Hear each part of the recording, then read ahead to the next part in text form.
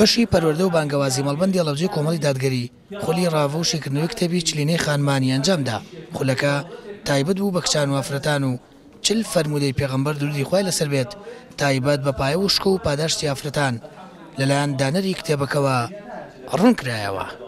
ئەمڕۆکو بەشی پەروەردەی مەڵبەندی کۆمەڵی دادگەری هەستاین بکردنەوەی خولێکی یەک ڕۆژە بۆ چلینەی خانمان کە 170 خوشک بەشداری تێدا کرد کە دوای بانگیاسر کۆتایی بە خولەکە هێنین و شاهدش دابەشەکەین بەسەر ئەمە دەبوانە.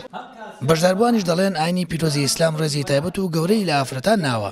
ئەو جۆرە خولانەش سوودی زۆری بۆ کچان و ئافرەتان و زیاتر ئاشنای مافەکانیان دەبن کە ئاینی پیرۆزی ئیسلام ڕێز و شکۆی لێ ناون.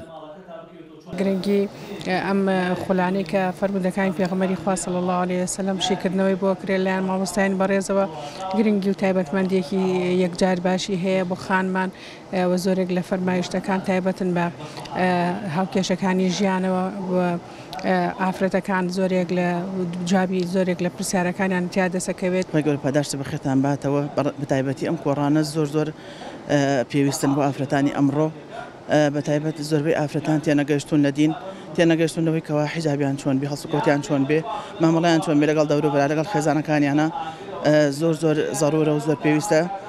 زۆر سپاسانەکەن دەستی مامۆستاش خۆش بێ ڕوونکردنەوەی زۆر دیارە لەسەر فەرمودەکان. سوودی زۆری هەیە بۆ ئافرەتان و سوودی هەیە سوودمان پێخشێ و زانیاری زیاترمان پێدا و پێویستە فەرمودەکانی پێغەمبەر صلی الله علیه وسلم جێبەجێکەین.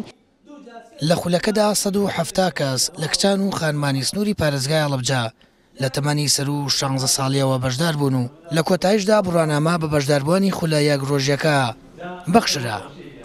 سامەر فەتاح کەناڵی ئاسمانی پەیام هەڵەبجە.